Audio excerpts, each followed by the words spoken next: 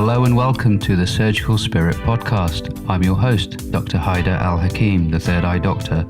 Pull up a chair and get ready for some candid and uncompromising discussion with experts, innovators, agitators, and influential people from every corner of health and well-being. From inside the hospital to at home in the kitchen, we're leaving no stone unturned in our quest to uncover the secrets of healthier, happier, more successful, and less stressful lives. Thank you so much for joining us, and without further ado, let's meet this episode's guest.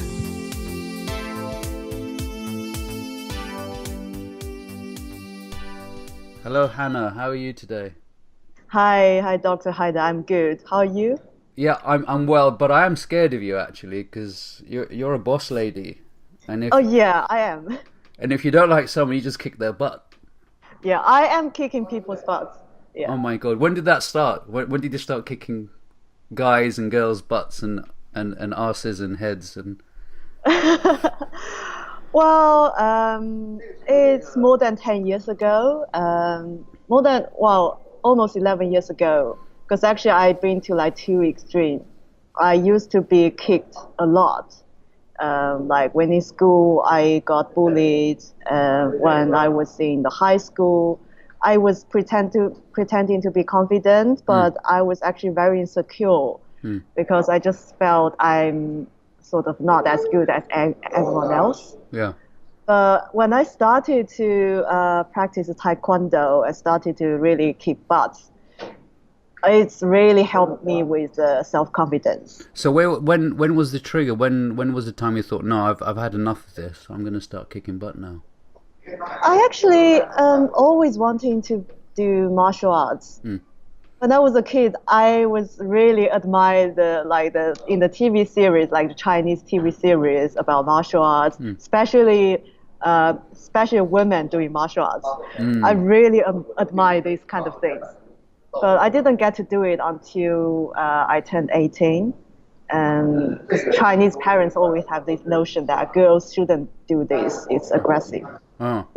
So once you became an adult, they said, well, you're an adult now, you can do what you want. Yeah, basically like that. And I must say, it's a real turn on. It's really sexy seeing women kicking butt. Yeah. They can kick my butt anytime, to be honest. Yeah, I love that. But when they say martial arts, it's aggressive, it's about kicking or killing, it's actually not true. When I started doing martial arts, I'm actually a lot calmer. I'm a lot softer from the outside. It's like I know all these tricks. I know I can kick butts, but I don't have to.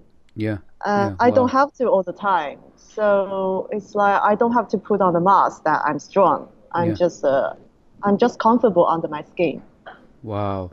When did you come to that realization? So you started at 18.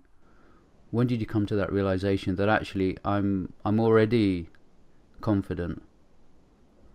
I think it's actually not long after I started. Yeah, when I started, it's also the element of doing physical exercise. Because before, like Chinese school, they want you to study. It's like from 7 a.m. to 11 p.m., you're just sitting there studying, not much physical exercise. But after that, we finish all this torture at the age of 18, and I get to choose what I want. So I think also the element of physical exercise also helps. I think bit of both, kicking ass and also the physical exercise. Wow. And you've done quite a lot in Taekwondo. Why did you pick Taekwondo per se? Why I picked Taekwondo? Of course, there are loads of martial arts out there. I think what really inspired me at that time, I watched a lot of Olympics, and they were quite the time I remember. I think Taekwondo was introduced actually not long ago when I started. So I saw like Chinese athletes, they got gold medals, which was really inspiring. And later on, I've been watching Taekwondo athletes. Even now, looking at like British athletes, like those ladies, like Jade Jones, I just felt so inspiring. Yeah, definitely. I mean, I saw that and it was amazing. And, you know, I was sitting down with the wife and we were both, she kicks my butt every day anyway. And I think, you know, I think she was inspired even more to kick my butt even more, which was scary, but also really, really enjoyable as well. I like it when my wife kicks my butt. Yeah, You know? that's the same. People actually also enjoy being kicked. Yeah. In a good way. Yeah, of course, but particularly being kicked by a woman. I love being kicked in. Yeah. What do you mean, yeah? I think even sometimes when people kicking your butt in a good way, like when I start a business, my business mentor, my business coach, they're kicking my butt. Yeah. Just to give you an example, recently I've been doing like Landmark Forum, and we are starting a project. It's part of our curriculum. So I'm actually starting this project that bringing martial arts to doctors. And it's so uncomfortable for me. But then I had this coach telling me that it's just kicking my butt all the time. So you get to be unreasonable. You get to be like, think about you as an extraordinary being. If you're staying ordinary, you are not going to make the difference you really want to make. So she's kicking my butt, but in a good way, and in a way that is good for me, but also good for the causes I'm really caring about. Yeah, I think, you know, women kicking butt has a totally different, you know, dynamic to the whole work ethos. Yeah. You know, I'm basically saying that it's much more sexy being kicked by a woman than kicked by a man. That's what I'm trying to say. Okay. Anyway, so roasting. Why the hell do you roast people? I mean, you know, you're a nice lady. You do kick butt, but why are you so nasty to people? Why do you like roasting them? Oh wow! I got into the roasting night. It's just brought by a friend. Yeah. But you know what? I've been nice for so long. Well, it's not a bad thing to be nice. Yeah. But when you are being nice and for the sake of covering up something, that's not integrity. And of course, roasting is a little bit too extreme. It's like trying to put people down. But what I did was all telling the truth. It's really bloody truth. And people love it. Like in comedy, it's all about the truth, and people love it. Yeah. So yeah. So did you get roasted and you liked it, or did you roast someone and you really liked it? I mean, it can't be just the truth thing. There must be something else there. Must be something dark and evil going on. Oh, well, so on the night, I think the opponent, my friend, we are pairing up, like roasting each other. I don't feel I got too much roasted by her because we are both like relatively new to comedy. But what I got really, really roasted was the judges. They were just so harsh. I remember one judge that night was like, she's saying it's so bad. Like it's so shit. And she's not going to give any of us a winner. Yeah. And she said she's an immigration lawyer and she's not going to give any of us passport because both me and my friend, we are both Chinese. And it's like ethnic minority. When she said that, actually, to start with, it's kind of a very big deal for me, because I have been working so hard for 10 years to stay here, start a business, and then every time the visa process is very stressful. But like she said that, like, I'm an immigration lawyer, I'm not giving you passports. That really hit me. And what did you say to her? Did you tell her to fuck off? I almost, but I was still nice at that. Come on! You should have roasted her. I should have. I should have just say, I'm getting my passport next year. I show you. Yeah, yeah, let me kick Yeah. your butt. Bend down, please. Let me just kick your ass. Yeah, yeah. I should have done that. But anyway, uh, I still not completely get off my nice persona. But I think gradually I will.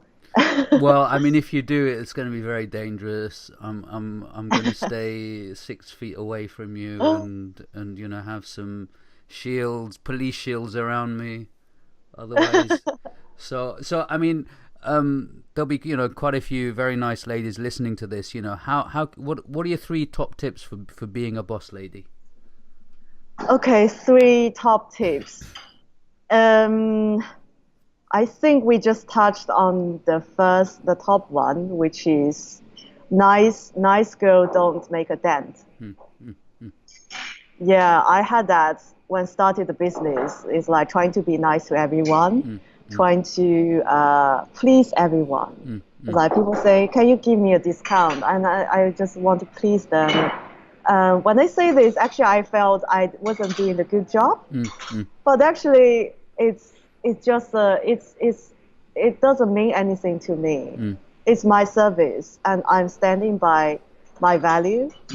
And it's not here. I'm not here to be nice. I'm here to be of service, to really make a dent in the world. But making a dent, making a difference is so different from just being nice.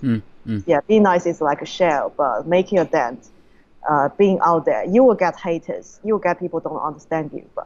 But it doesn't matter. What matters is really you being true to yourself. Yeah. Yeah. So that's the first thing. Yeah, the first thing. And the second thing I would say is really valuing yourself. I actually, again, that's part of my journey, part of things I fucked up a lot, especially when the first 2 years in business. Just want to also some true story. I was in the relationship at that time, but the fact that I didn't value myself, giving away a lot of discounts, that also hindered our relationship. And the fact I thought I'm a failure.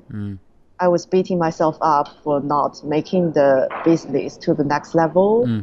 On one side, I was trying to be nice, not charging enough to people. And on the other side, I was hiding from it. I was just denying it. I was like, I am successful. I want to put on a successful persona to everyone, including the people that is close to me, which is my ex-partner. But it came across dishonesty to him. So that had caused the entire relationship. For it's just me not valuing myself, not being true. Well, of course, not being true to myself is the story, but what's really in there is I thought if I tell people that what's really happening, and I would look stupid. So, but afterwards, I just realized that all these things is a part of journey, and it's part of loving yourself unconditionally. And which is so difficult. Yeah, it's so difficult. I mean, there isn't an end product where you say, yes, I've loved myself unconditionally. It is a continuous process. Yeah, it is absolutely. It's always a journey. Yeah. But what I came out from it is actually after the relationship ended, I started public speaking. Wow. And I have seen these like other entrepreneurs, they are so open and so authentic about their mistakes, their failure story, and how they came out from the other side, and now teach us an important lesson. Which was so inspiring. I just realized I need instead of denying myself having a failure. I own my failure. I own my story, and I can always be the hero of my story. Cool. And I can learn good things from it. And it's my thing, and the lesson I have learned, I can eventually add a lot of value to other people who are going through the same journey. Yeah, absolutely. And what's the third one? Okay, the third one is something I recently learned from my landmark course, and it's basically changed my life. It's embracing nothing has meaning. So, Wow. like the example of the roasting judge, Yeah. what I made a piece from it because it doesn't have the meaning to me. I realized that it's just a meaningless, whatever she said. Maybe she's just saying it for the sake of entertaining people, Yeah. but it's not going to make a significant impact on me. Yeah. Yeah. I don't have to feel small about it. Yeah. Yeah. And Yeah. it's and also same as whatever happened in the business when people saying difficult things to you, when people Yeah. are saying nasty things to you or asking for discounts, Yeah. Yeah. you don't have to feel small about it. Yeah, Yeah, so nothing has. you know, reduce that sort of personal element to things, Yes. you know, to the Yeah. extent that it you know, it doesn't matter. Yeah. Yeah. Yeah, Absolutely. yeah, Yeah. yeah. Great. And you work with doctors. Why the hell do you want to work with doctors? They're fucking difficult. It is so different. Different I know you experience. like challenges. That's what it boils down to. You love a Yeah. Yeah. challenge. We all like challenges. Yeah, You and know. you like to be challenged. Yeah. It is a challenge. It is a challenging task, but also at the same time very rewarding. Because I've been working with doctors for almost 5 years. But the more I work with these type of people, the more I realize there are so many like the emotional aspects of it, like what's happening with the medics. Especially, I realized there was this suicide issue. I checked online, it was like between 2011 to 2015, like more than 400 doctors in the UK committed suicide. And also there are loads of articles about the doctors like committing suicide worldwide, like in America, in India. So I felt that became an issue. And also what made the connection was people saying the emotional aspect of it, and the fear of being open to other people about their things.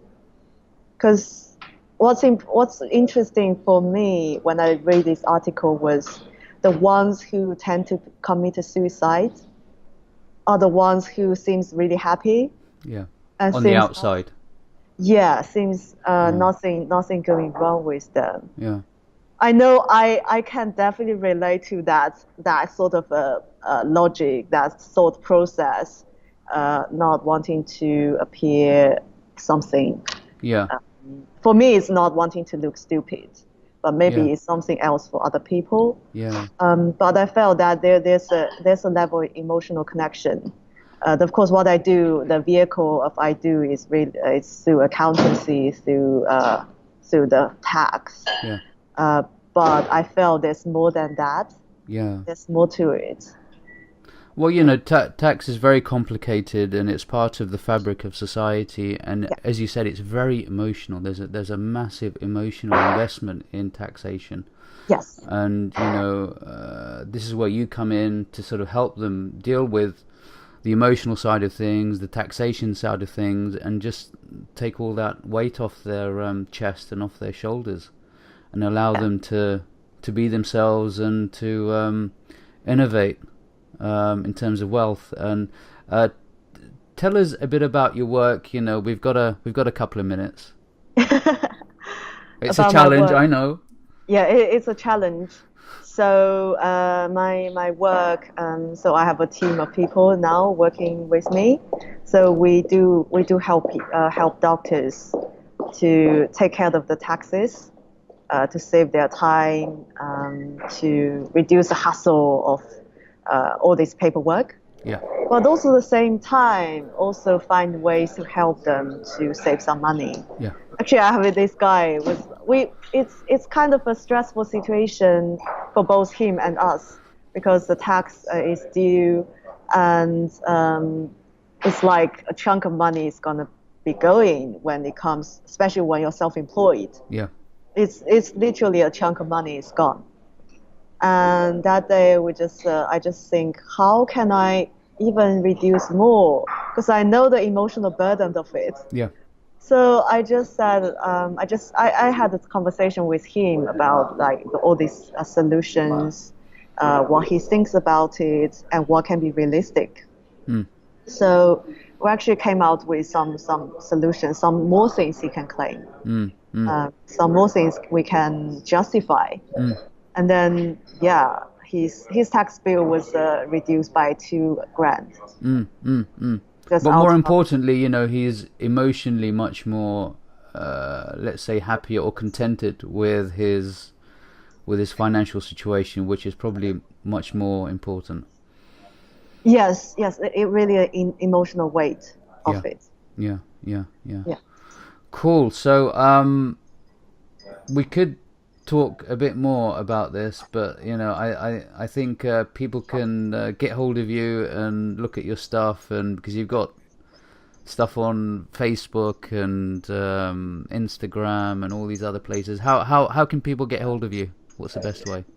Okay, so the best way would be connecting me on LinkedIn. Yeah. Because there will be some stuff on LinkedIn, and you can send me a message, connect me, and send me a message if you want to get in contact. Cool. So that's the best way. Yeah. And Facebook? Facebook as well. So just give you a head up. LinkedIn is more of a professional environment. Yeah. I share mostly my work or my thoughts, my thinking, my method of my approach of dealing with finances. Because I'm releasing this video series about 3 pillars of wealth.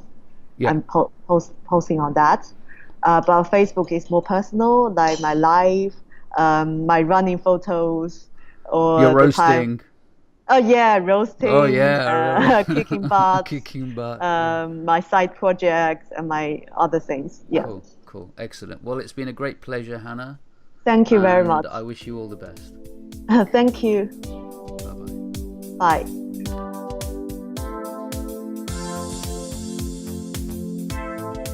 Thanks for listening to this installment of the Surgical Spirit podcast. For all the latest in the world of surgical spirit, don't forget to follow on Twitter at The Third Eye Doc, and catch me on Facebook at the page The Third Eye Doctor.